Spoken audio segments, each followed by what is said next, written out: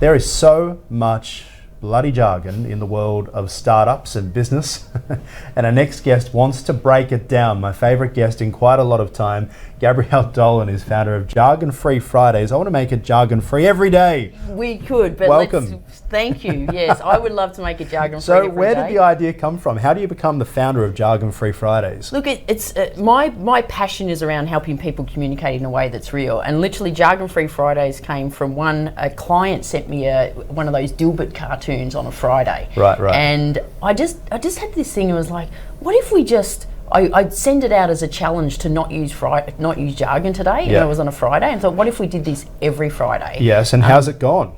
It's gone well. So it is a fun way to raise awareness to what I think is a pretty serious problem. And when I'm in front of clients, so some people have cancer. Some people, some people so they don't want to stop climate change. But I'm with you. Let's do a protest at the front of WeWork. We can glue ourselves to something. I can't handle it anymore.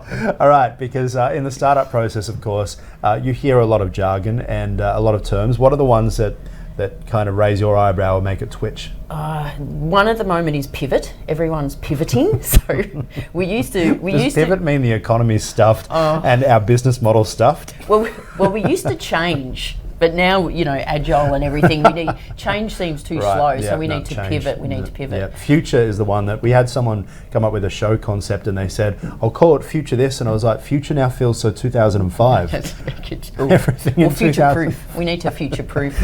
We need to be sustainable. Now, did any of these kind of things come around when Julia Gillard was Prime Minister? Because I kind of think of so much jargon from our federal politicians, particularly when it was nation builders, building for the future, anything to do with the NBN. Yeah, look, politicians use a lot of jargon because what they're doing is actually avoiding communication. So I think you use jargon for different reasons. Some people use it to sound more important than what they are. Yes. And a lot of people use it to avoid actually saying anything, and politicians fall exactly into that bucket. Well, I've got a business partner who worked in politics, has spent a fair bit of time in the US, and has come back and drives me mad with his jargon. Yes. He's in Sydney for a conference, and he doesn't know exactly what this is about, but he joins us now on camera 3. Keegan Sard. It is hey guys, how you doing? With us here. Yeah, very, very good actually. We know that you love to use it. What are your favourite words that you like to use in our business meetings?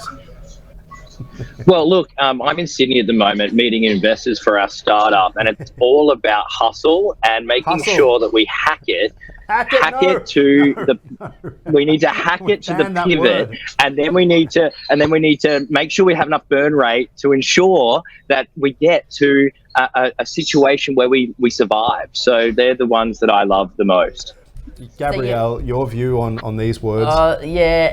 So again, you pivot, but hustle, hack, pivot. Normally on a Friday, I set the challenge not to use jargon, but last Friday I set the challenge to say pivot the pivot, because I reckon people make this stuff up, and when you're in a meeting and you've changed your mind, you should go, we need to pivot the pivot on that, and just see if anyone picks you up on it. Keegan, do you recall the time that I sent you a list of words that you were banned from using, and you said there's actually nothing left in your vocabulary?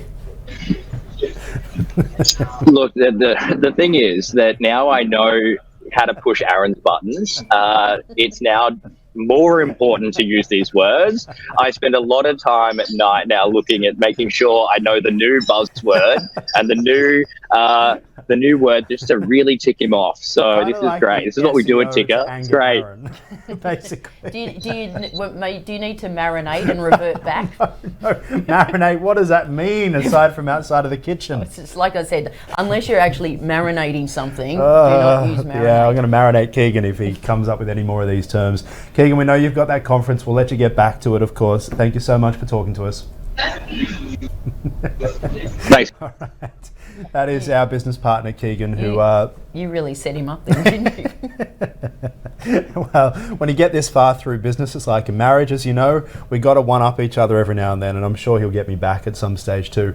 So from here on, you've got the book. Talk to us about that. Yeah, the book, my latest book is Real Communication. So, and there's quite a few chapters in there about jargon, the consequences of jargon, because I think people actually don't understand there's consequences, but we're not communicating properly. And worse than jargon. What do people think, do you think, when they hear jargon? What do you think their reaction is when the person that they're talking to in a meeting, because you watch Utopia, the wonderful ABC show. It's just, if that wasn't so true in corporate, it would be even funnier. And so this is what, we're actually, I think we don't trust people as much when we use jargon. How was it taken over though? Like we're Australians, we're fed income, we don't believe in this rubbish, but it seems to have crept through. Yeah, it crept through. And this is what happens. Someone starts using it, like someone says something, a consultant or a senior, like pivot the pivot, and then everyone starts saying it, and then people come into the organisation and they might ask what that means, but then no one can really tell them because they don't know, and they actually just stop asking, and then they just start saying it. So the real reason people use jargon is acceptance. So everyone's using it, so I'll just start using it. Well, if you hear me use it, marinate me, whatever the term is.